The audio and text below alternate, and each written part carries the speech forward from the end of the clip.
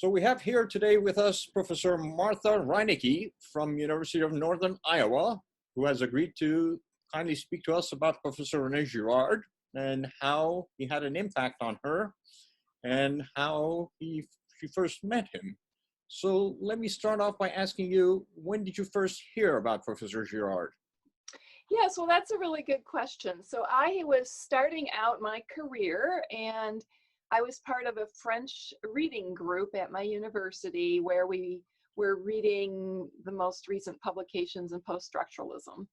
And one of the members of that group, who was a Fulbright scholar, said, based on what I was talking about, you need to read René Girard's The Scapegoat. So I did. And that was a transforming experience. I think maybe once every couple of years I read a book, and on some page I just feel like the top of my head is exploding. It's just like boom. And that was one of those moments with The Scapegoat. Why was it transformative? Yeah. Well, I had been interested from the time I did my doctoral work with the problem of violence, and I was particularly interested in violence against women. And by the time I was in this reading group, I had taught for several years, and I had met women in my courses that been really moved by their experience. One woman, I remember, she had bruises on her face that she was trying to cover up one night, and another woman had been emotionally abused by her husband. And I was just really struggling, like, how can I, with my work in existentialism phenomenology, how can I address this practical issue that to enhance my students' lives? Because my language for interacting with the world and for explaining it and trying to change it is an academic, it's a philosophical language. I'm not a social worker, right? So right. I was like, how can I make sense of this? Right. And what I learned from my doctoral work, where I was really reading some of the preliminary works in the feminist canon, specifically Simone de Beauvoir, I had learned that the problem of bias against women or bias based on race is difference. So that there's in the case of men and women, there's a masculine norm, and anything that deviates from that norm is considered deficient, just sort of by definition. And with race, that whatever was white was valued, and the negative leftovers were assigned to persons of color. And it was almost as if you divide up the turf, you take what you want, and everything else that's different from that is a negative. So that was the theory I'd been working on. Right. But the solutions, that's the description, and the solutions that were offered were from a variety of perspectives. Well, it's economic inequality that has led to problems that women have experienced, or is discrepancies, inadequacies in child rearing, or all things that could be fixed, right? You change how the economy works, or you change how families are organized, you change this, you change that, and the problem goes away. But it seemed to me that violence was much more systemic. There was something about violence that was unreasonable, right? So I'm juggling all of these things, and I'm making no progress on them. And then I read The Scapegoat, and it's only about 30 pages in, and René Girard says, the problem with violence is not difference. It's that there's not enough difference. And his example was disability, so that the person who has a physical disability, which are the noticeable disabilities, is viewed problematically. And in myth and literature, the person who's disabled is often under suspicion of some kind of monstrousness. Right. So the problem, Girard says, is not that the disabled person is unlike us and is set apart from whoever is able-bodied by their difference, but they are not different enough. And the less difference they show, the more we realize we could be them. And so the failure of boundaries, the collapse of boundaries, where one person doesn't know where they start and the other person stop and the other person starts, that was the problem. And that was incredibly illuminating to me. That was the top of my head exploding, because it had never occurred to me that the dynamism that was making persons uncomfortable was one of people coming closer together and finding that closeness threatening, as opposed to we'll put everything over here that's different and we'll dump on that. And so that helped me understand actually domestic violence. That domestic violence happens when a couple one of them perceives the other as so close to them as to become threatening, that their boundaries are going to be violated. And what happens is they feel an inadequacy in some way. So whatever their inadequacy is, their lack of being, which was another phrase I got from Girard, that we feel that we lack being and we seek it in another. And so many couples talk very positively about finding completion in their partner, right? So that's not necessarily pathological. We say, oh, we complement each other, that sort of thing. You have this and it fills in a gap in my own existence. But when that person who's supposed to fill in that gap in being actually becomes close to you in a pathological situation, that person, instead of being reassuring to you, becomes a source of threat. And so once I got that equation, everything changed. And I found that explains why violence is not easily resolved, why there's a ratcheting up of conflict to the point of violence, why also it helped me understand violence is not necessarily a speedy thing where somebody gets overwhelmed with anger and then they just lose control.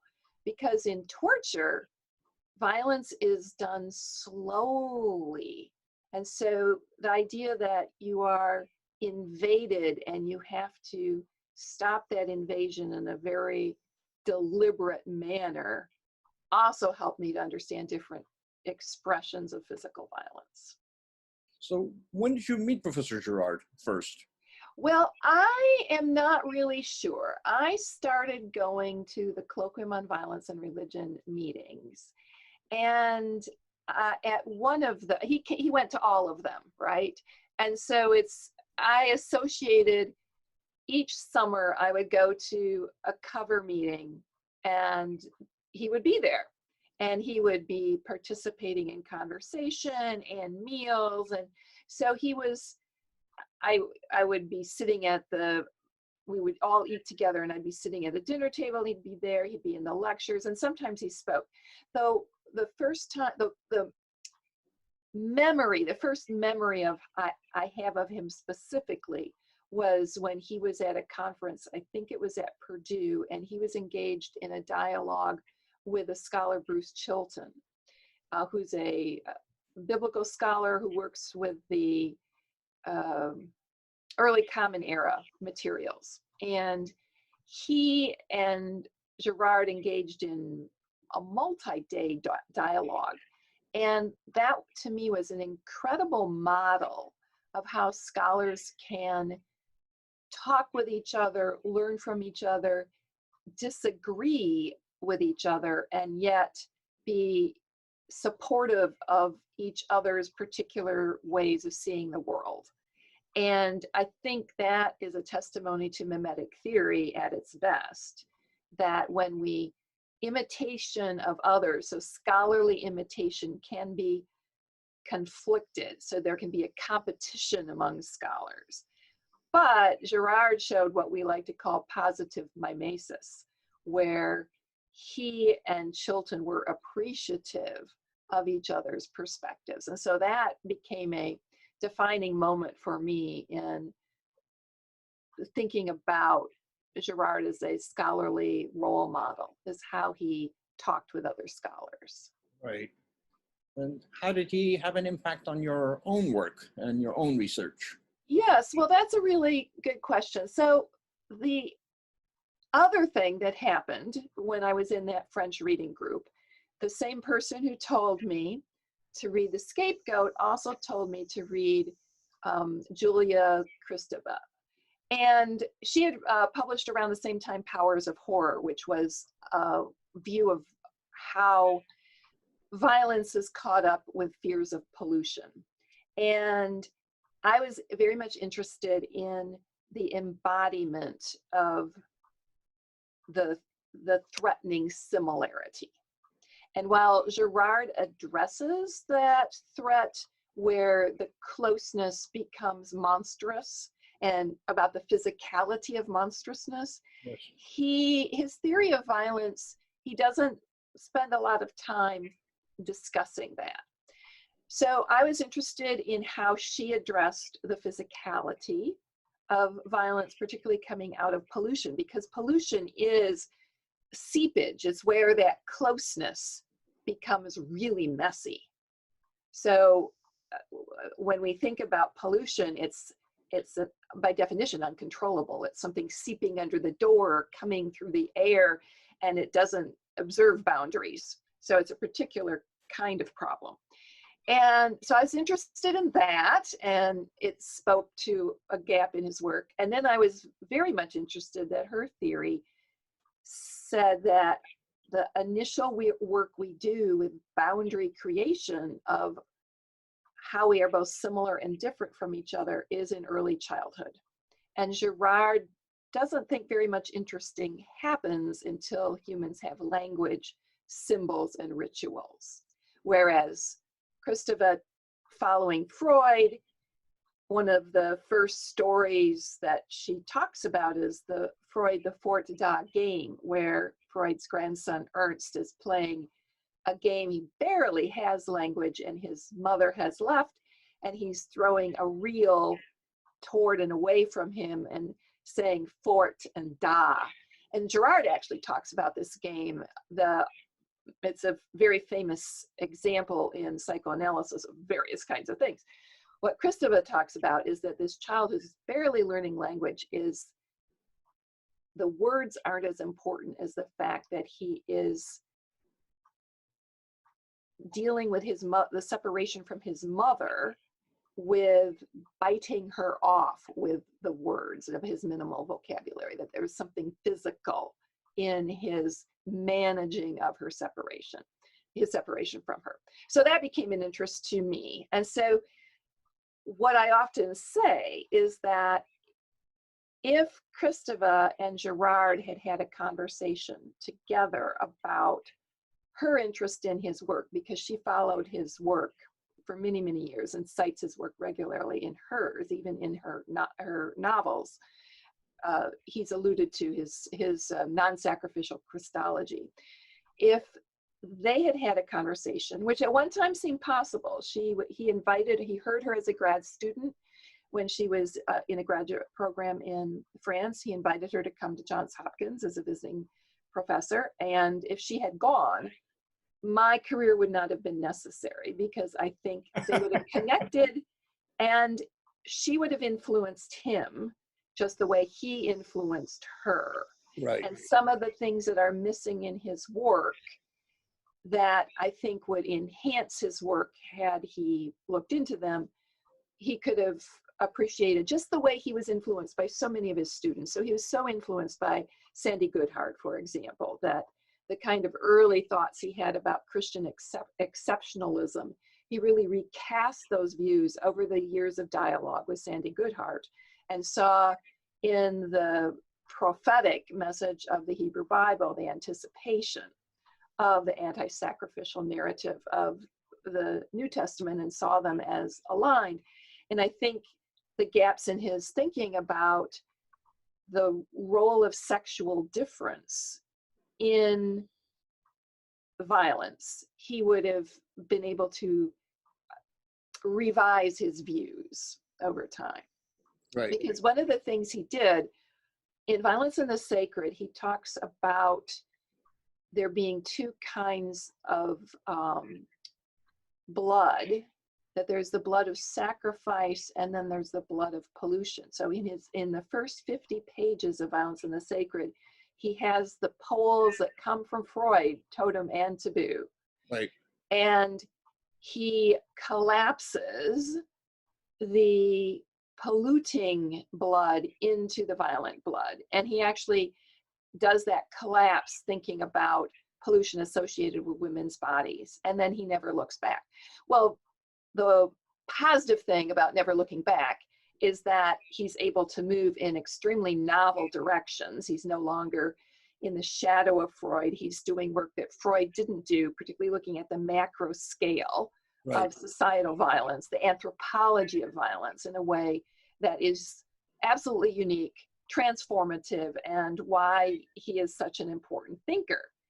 But there was a cost in that, and the cost was that when he dropped that attention to polluting blood, to forms of death that are associated with mortality, to elements of sensory experience that are associated with disgust as opposed to anger or outrage, there's a strand of thought that went missing. And Kristeva is one of the scholars who pursued that line of thought. And then because she did, my conversation with him over so many years has been to draw out those themes, to strengthen his work by filling in what I have noticed to be silences. That when you have a question, he doesn't have an answer. And so it's like, well, if I can help with providing some further attention to questions he dropped and possible answers, then his work becomes stronger, because we walk away from theories when we ask them questions and they don't provide answers. Right. And we stick with them. The more answers they provide to questions we have, we go, all right, this is helping me to make sense of my world. You're right now the president of a COV&R, Colloquium on Violence and Religion. So how do you foresee the future of COV&R going? Oh, well, that's a great question. I am very excited about the future. So one of the things that has happened in the last decade with academic organizations, or primarily academic organizations, is that with the change over what we call the development of the corporate university, using part-time labor, et cetera, that the professoriate, the academy, is shrinking in size. So there are fewer persons to have conversations with in an academic organization. At the same time, mimetic theory has been increasingly turned to by persons who aren't academics for resolving issues. So for example, Duncan Morrow is a mimetic theorist, but he also works in an applied context with violence in Ireland, the Northern Ireland and Ireland, the Protestant Catholic conflict.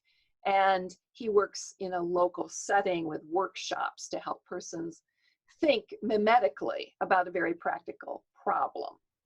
And there are other persons who are working outside the academy. So COV&R has always welcomed what we call practitioners of mimetic theory, persons who aren't in the academy but use mimetic theory in their daily life, whether they are engaged in work with community organizations or communities of faith, secular, religious. And I see the great growth in our organization with that. We're really reaching out to build those relationships. The other thing I'm excited about is not every academic organization is transitioning to the digital world that we are moving ever more quickly into, and the pandemic has ratcheted up. Some of us were already out on digital platforms. We were on Twitter, we were on Facebook, we were on Instagram, we were this, that, and the other thing. We were doing podcasts, we had YouTube channels. But the pandemic has really speeded that up and also enabled us to see we're never going to go back exactly to the way we were in many respects. One of them is we're going to be ever more attached to communicating globally on these digital platforms. And I think COV&R is very well positioned as a global organization with a number of partner organizations that are situated around the world to embrace the distribution of mimetic theory on digital platforms, and therefore to start conversations with persons in a variety of forums that are, again, not related to the university, not strictly confined to the university. So some academic organizations are not making either of those switches. So they've declined in membership because there are fewer persons who are full-time academics and therefore can be part of a professional organization. And they haven't ventured digitally. I mean, they may have a website, but it's like nobody ever goes to the website, right? So I think that we are doing in those two ways. We're still very supportive of traditional research, and some of our partner organizations really emphasize publication of monographs and academic conferences, etc. So we're not giving that up, but we're going to be like the three-legged stool, right? We've got the traditional academic scholarship, monographs, scholarly conferences, the world of practitioners of mimetic theory, which I think Girard would love. I mean, he didn't see his theory as something that was like a hothouse plant, right? It was out there to answer questions in the world. And then we've got the third leg, which is the digital platform for sharing all of this. And the key we need, if we're going to do that, we have to have a lot of young members who are in all three of those locations, right? So that otherwise the stool is going to get, we all have, well, maybe not all of us. I have furniture that's old and the glue is coming loose. Right. And I pick up a chair and the leg falls off. So you need youth, you need to have the next generation New coming blood. along. No pun right? intended. And we do. Right. So we don't, our three-legged stool is very healthy at this point. Excellent. Yeah. How many members do you have at COV&R? Well, we have, this year we have 350. It's down a little because due to the pandemic, we weren't able to have our annual conference. And usually for the conference, we gain about 50 members who have not heard of us before or who sign up because their membership is lagged and they realize, Sure. oh, I want to participate in the conference. Right. So we're between 350 and 400 at this point. I saw on your website it's going to be done next year. This year's conference is going to be at Purdue. Is going to be done next year. Right. And the topic, artificial intelligence, we had a fantastic conference planned. So we are just holding it. Right. And we'll do it next year. Okay. Right.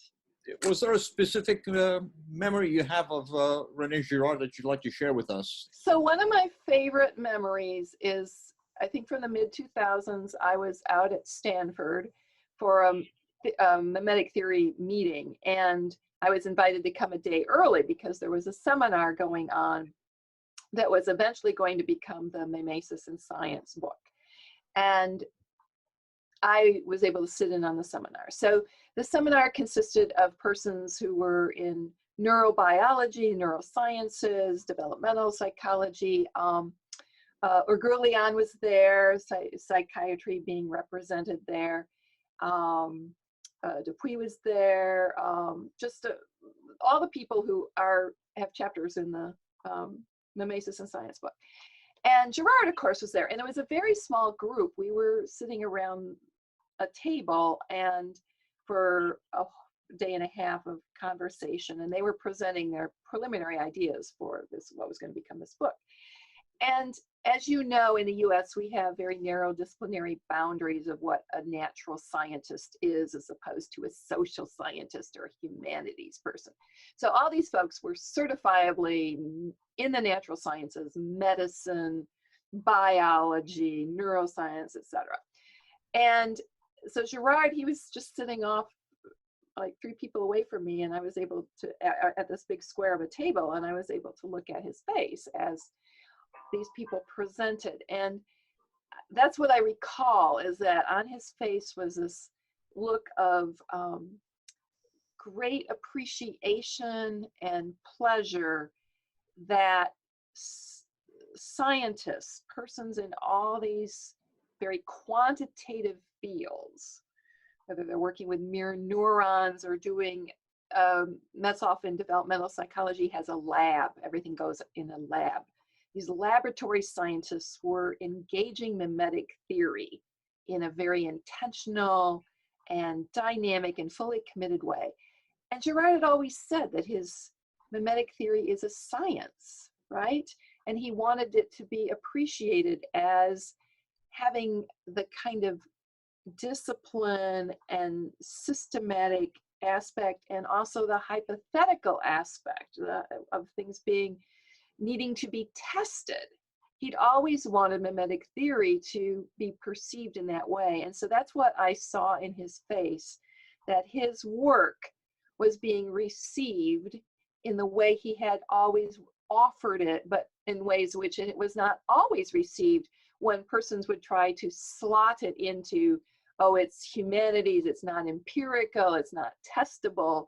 Sure. And it was a real privilege to be in that room. For one thing, to hear all of these folks in the construction of the arguments that were eventually going to become Mimesis, the book Mimesis in Science, but also to see Girard in that, what was a unique moment, because I think that's probably the only time he's been in a room where in the majority there were scientists in that room. Absolutely. So, yeah, it was beautiful, and I think I'm so glad he had that opportunity, that book was done at a time when he could still participate in and be in the room and hear that kind of reflection on his work. I think he found it very gratifying. It was really amazing because he started off, as you pointed out, with Deceit, Desire, and the novel, which was really literature. Right. You would never have thought Right. it would go all the way into humanities, from humanities into sciences. Right. And as you pointed out, evolution and conversion touched upon it as well. It Right. really got into even... Yes, I think evolution and conversion, yes, he really does draw that thread of science. And I think what it tells us too, it tells us a lot about him and his goals for mimetic theory, but it also tells us that when the natural sciences are confined to a box, as if it has to be doing empirical work, means you never touch on something that would also be of interest to a humanist, you're not doing good science. Right. And these people were very high powered in their fields. I mean, if you just have to look at the contributors to that book, and they know that those boxes, those boundaries, those silos make no sense. That really creative scholarship, ground moving scholarship, whether it's whatever disciplinary niche it is in a university or in a department of medicine or whatever, that those boundaries don't work. And that we all, to do creative work, we talk to people who aren't in the same silo, and then eventually those silos break down. And I think that that's one reason why mimetic theory is going to last as such a powerful resource for people, is it was never confined to those silos. And that book is a very powerful demonstration of how it can impact persons in, like, what field doesn't it impact persons in, right? What's your own research right now? Yeah, so that's a really good question. So I had spent so many years working on Girard and the question of violence that I became interested in a little relief from that. It's when you're always working with violence and trauma, it's even if you've been blessed and it's not in your own life, it wears on one. And so one of the things I became interested in as a result of doing this research, one of the things I noticed is that Girard, in his early work, meaning Deceit, Desire, and the novel, and also From the Underground, is it? Notes from the Underground. Notes, I was going, messages, no, what is it? Notes from the Underground. He was so much influenced by the existentialists. And in fact, in Evolution and Conversion, he says something about looking back, he'd forgotten how influenced he was by the existentialists. So that's been one of my areas of interest, because the existentialists, particularly Merleau-Ponty, developed a philosophy of embodiment that I think is very helpful to mimetic theory. So I found myself going back and tracing his steps when he was in his early work, where he was influenced more by Sartre particularly, but also by Merleau-Ponty, but Sartre gets more face time, so to speak, we would say today. So I went back and started working with that. And then I became interested as I followed that thread through his work. And again, it was good that it's just like Freud. It was good that he dropped these folks, because he came into his own voice through doing it.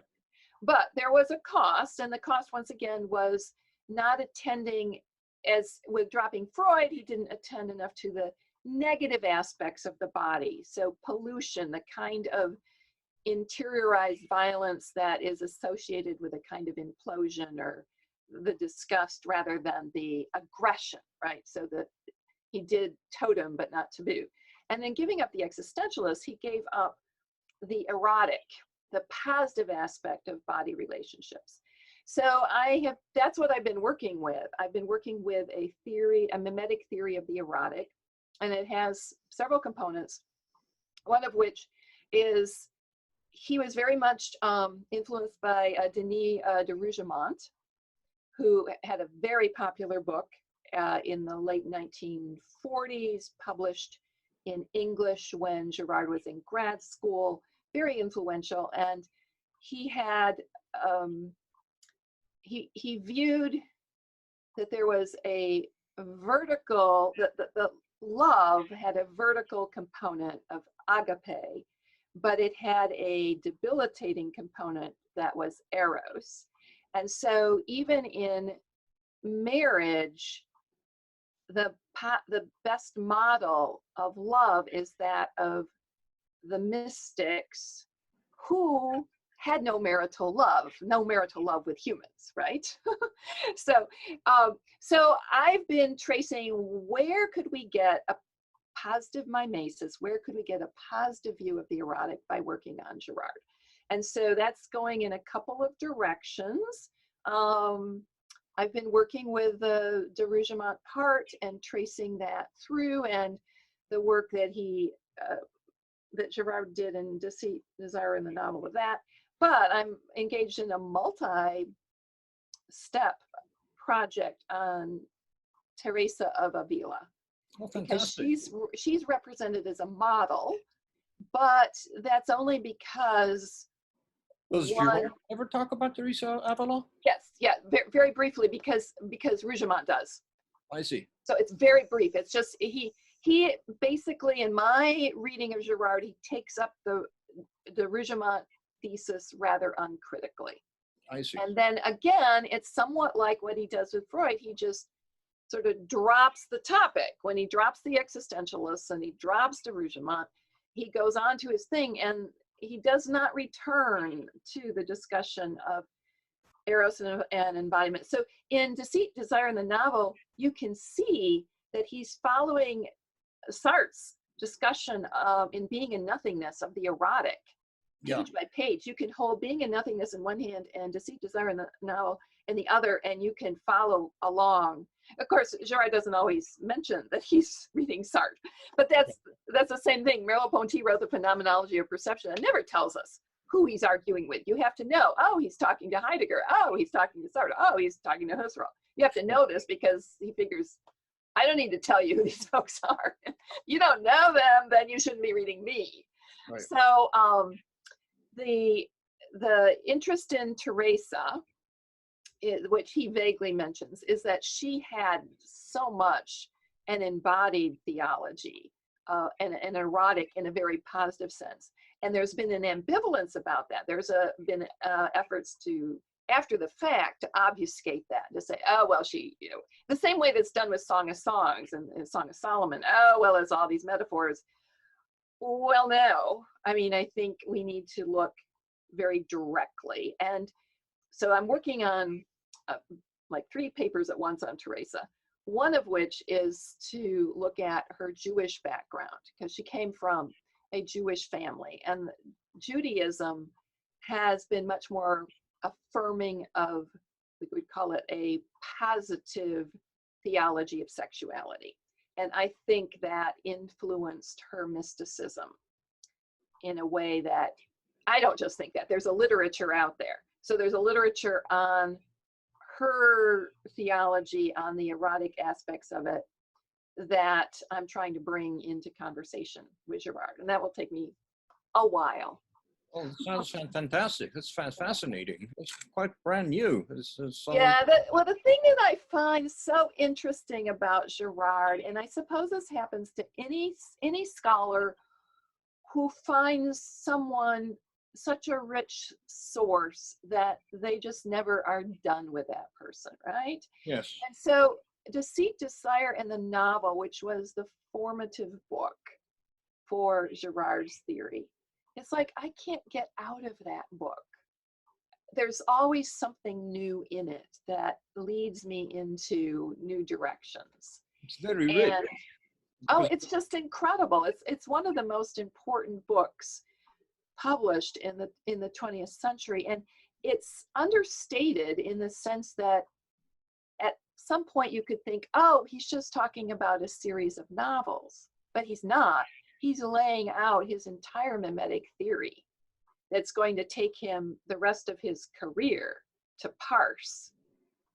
But it's all there, and it's there in such a rich way that, I think it's about 307 pages or something. It's 200, it's like hundreds of pages, but every page you could spend you could spend for, and that's what an important book is. That's what we say. Important books are books you never finish. Absolutely. They're always new. Every time you open them, there's like, wow. And that's that. I mean, of all his books, that's the one that I have found most. It's just mesmerizing. It's new every time I open it. That's phenomenal. That's interesting. What about the things hidden since the foundation of the world? We never talked about that. Yes, well, I use that because that's where you get, when you want to do I do close reading, right? And so when I want to ask myself, where did he go with this idea? What precisely was he trying to say? And the interlocutor style of it, where he's asked a precise question and then he's able to answer it precisely. That's where I go when I'm building up the argument, right? So I set it out, my conversation with Girard in using Violence and the Sacred or Deceit, Desire, and the Novel or something else. And then when I go, well, when did he get down in the weeds on this particular question? Right. And that's what Things Hidden is really, it's on equal floor. Though I must say Evolution and Conversion is an extremely helpful book too, because that's where he goes back. Again, it's the conversational tone, but it's not the weeds, it's the distilled essence of him looking back on his career. Absolutely. Right. Absolutely. Yeah. But his last book was really a controversial book. Came out of nowhere. Right. And he was going to write a book on St. Paul on that last I spoke to him, and then it turned out to be Battling to the End. So that's a. You have any thoughts about that? Well, I did one paper on Battling to the End, and I think the positive aspect of that book is that he discusses in more detail than in any other context what he takes to be positive mimesis or intimate mediation. And so there's information there and insights. And I think that there's scholarship that has come out, not by me, but in process. It was actually some that hasn't been published yet that I've been reading. I read a lot of manuscripts for presses, so there's stuff I can't say yet, but there's some interesting work coming out that really illuminates some of the more, not just positive features of battling to the end, but draws out by connecting some of his thoughts there to some features of his work that have been neglected elsewhere, that really even makes even more clear how helpful those comments are on the holy as opposed to the sacred. Right. But my issue with battling to the end, and again, it's a rich book. There's so much in it on violence and on how Christianity and the overcoming of this the exposure of the sacrificial mechanism has not had the positive consequences Girard anticipated in his early reflections on it. Yeah. You're right. So the apocalyptic perspective. But what I wanted to look at was Hölderlin and how the place of positive mimesis is modeled on someone who turned away from the world to commune with, in the Christian sense, Christ with the Father. And to me, there's a loss there of a confidence in the prophetic message of the Hebrew Bible, and then followed up in the teachings and the healing ministry of Jesus, that I was not comfortable with that. And so I wrote a bit about that in a paper. But I don't think, my sense is that when someone ends, or one of their final statements is an apocalyptic message, my sense is, if we take that in the context of everything Girard wrote, he never argued to claim his theory. I heard him say, I heard him 15, 20 times, test my theory. If it doesn't work, I'll be the first to give it up, right? So if we go, ew, I'm not comfortable with this apocalyptic take on the world, well, he's not going to hit us over the head with it. He's going to say, if you're uncomfortable with it, figure out why you're uncomfortable and Right. offer something else. I think that's a characteristic of